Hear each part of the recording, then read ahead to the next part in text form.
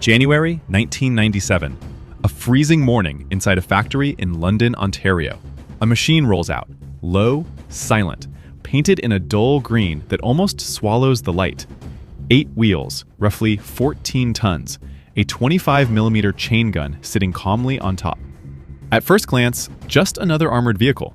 But this one would go on to quietly change how modern warfare is fought. It didn't look dangerous. No massive cannon, no missiles, nothing flashy.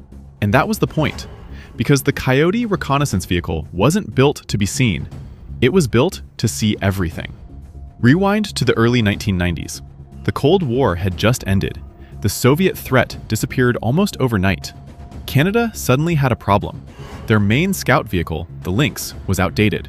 No radar, no thermal vision, no night capability. If the enemy moved in darkness, Canada was blind. So the military made a bold move. Instead of building a better gun, they built a better eye. By 1994, Canada ordered over 210 new vehicles built on an 8x8 platform similar to the US Marine Corps LAV-25. Fast, mobile, reliable. But the real advantage wasn't the armor or the engine. It was what sat behind the turret. Hidden at the rear was a telescoping mast, rising over 11 meters into the air. At the top sat a sensor package far ahead of its time. Radar capable of detecting moving vehicles nearly 30 kilometers away. Cameras that could see clearly beyond 20 kilometers, day or night. Thermal imaging that cut through smoke, dust, and darkness. A laser rangefinder that could pinpoint exact coordinates within meters. And the vehicle itself could remain completely hidden. Only a small sensor head, about the size of a basketball, needed to peek above the terrain. The Coyote could see you, long before you ever knew it was there. In the late 1990s, during operations in Bosnia, crews would park behind hills, raise the mast, and observe entire regions without being detected. Smugglers who once relied on darkness suddenly had nowhere to hide. Night stopped being protection. June 1999, Kosovo. As NATO forces prepared to move in, Coyote crews were already scanning ahead hours in advance. Then, something unexpected appeared on their sensors. A fast-moving Russian colon heading toward Pristina Airport. They detected it before higher command had a clear picture. In that moment, it became obvious. This vehicle wasn't just collecting information, it was outrunning decision-making itself. Early 2000s, Kandahar, Afghanistan. Coalition bases sat vulnerable at night, while insurgents moved under cover of darkness, setting up mortar attacks. But the Coyote was already watching. Thermal sensors picked up movement. Coordinates were transmitted. Fire missions were called. Threats were stopped before a single round could be fired at the base.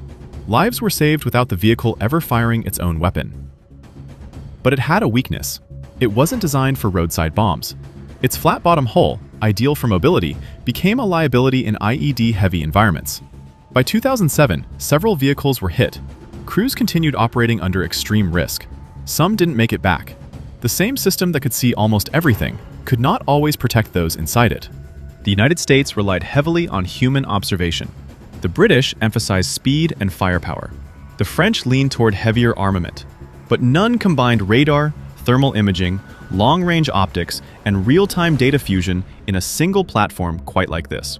During training exercises in California, one Canadian Coyote unit generated so much battlefield intelligence that it overwhelmed a US brigade's command system. One vehicle produced more information than the system could process. By the 2020s, the Coyote began to show its age. New threats demanded better protection and more advanced systems. Canada started phasing it out, but its impact remains.